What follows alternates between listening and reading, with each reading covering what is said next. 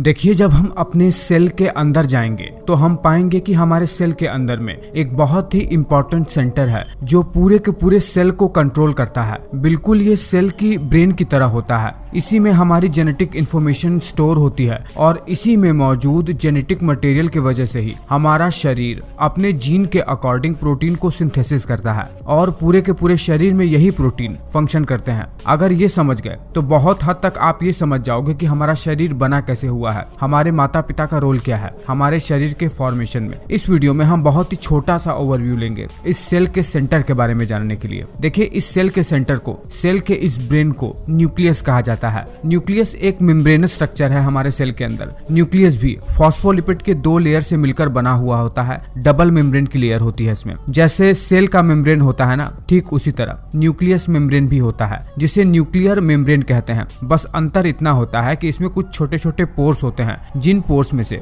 कुछ छोटे छोटे राइबोसोम बाहर निकलकर प्रोटीन सिंथेसिस करते हैं। जैसे सेल के अंदर साइटोप्लाज्म होता है, इसके अंदर भी एक जेल लाइक सब्सटेंस होता है जिसे न्यूक्लियोप्लाज्म कहते हैं। इस न्यूक्लियोप्लाज्म में एंजाइम, प्रोटीन, डीएनए और आरएनए जैसी चीजें होती हैं और कुछ ऐसे प्रोटीन के फिलामेंट होते हैं जो न्यूक्लियस को स्ट्रक्चर प्रोवाइड कराते हैं, जिसे न्यूक्लियर मैट्रिक्स कहते हैं, बिल्कुल साइटोस्केलेटन की तरह। इसी न्यूक्लियस के अंदर जो डीएनए मौजूद होता है वो जेनेटिक इंफॉर्मेशन जिसके वजह से हमारा शारीरिक स्ट्रक्चर निश्चित हो पाता है। इसमें वो बिल्कुल एक धागे की मैश की तरह होते हैं, बिल्कुल बिखरा हुआ सा, जिसे क्रोमैटिन कहते हैं। ये क्रोमैटिन कुछ डीएनए और आरएनए से मिलकर बना हुआ होता है। जब सेल के डिवीजन की बारी आती है तो यही क्रोमैटिन एक जगह एकत्रित होकर क्रोमोसोम बना लेते हैं। आई एम श्योर आप लोग क्रोमोसोम का नाम तो जरूर सुने होंगे, पर यही क्रोमैटिन न्यूक्लियस के अंदर ही एक बहुत ही बिल्कुल डार्क कलर का गोल गेंद के गुच्छे की तरह संरचना बना लेता है जिसे न्यूक्लियोलस कहते हैं। ये न्यूक्लियोलस बहुत ही इंपॉर्टेंट संरचना है। इसी के अंदर राइबोसोम का निर्माण होता है। न्यूक्लियोलस का कोई मेम्ब्रेन नहीं होता है,